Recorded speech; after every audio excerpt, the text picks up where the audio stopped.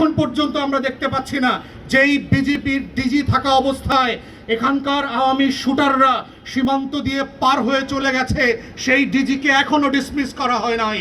তাহলে যেই সীমান্ত দিয়ে পার হয়েছে, যার নেতৃত্বে এই ফোর্স ছিল এবং তারা দায়িত্ব পালন করে নাই, তাদেরকে কেন আপনারা এখনো চাকরিতে বহাল রেখেছেন?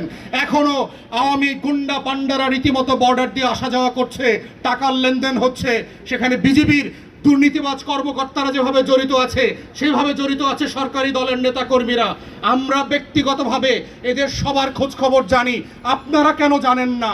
আপনারা কেন জানেন না কে কত টাকার বিনিময়ে এই সকল লেনদেন করে ক্রিমিনালদেরকে, আওয়ামী গুন্ডা পান্ডাদেরকে পুনর্বাসন করবার চেষ্টা করছে?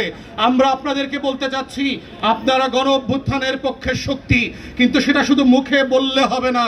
আপনাদের কার্যক্রম 5 মাস ধরে যেগুলো ঘটছে, সেগুলো দিয়ে প্রমাণ হচ্ছে না যে আসলে আপনারা 24-এর গণ অভ্যুত্থানকে ধারণ করেন, জুলাইয়ের জজবাকে ধারণ করেন, 1400 শহীদ ওসমান হাদিকে ধারণ করেন। বিচারের ব্যাপারে আপনারা সিরিয়াস না, সংস্কারের ব্যাপারে সিরিয়াস না, কোনো ক্রিমিনাল টাউট বাটপাটদেরকে পুনর্বাসন না করবার যে কমিটমেন্ট ছিল সেই সব ব্যাপারে আপনারা সিরিয়াস না। এবং এইভাবে যদি চলতে থাকে, মনে রাখবেন, আওয়ামী লীগ পুনর্বাসিত হলে বাংলাদেশের ইতিহাস থেকে বিএনপি নামক দল নির্বাসিত হয়ে যাবে। দুটো একসাথে থাকতে পারবে না। অতএব এটা আপনাদের সিদ্ধান্ত। আপনারা আগামী দিনের রাজনীতিতে থাকবেন না আওয়ামী লীগের মতো ইতিহাস হয়ে যাবেন, এটাই হচ্ছে চরম জুলাই জজবা। এবং সেই লড়াইতে আহ্বান জানিয়ে থাকার সবার পাশে বিচারের সংস্কারের দাবিতে আমার বক্তব্য এখানে শেষ করছি।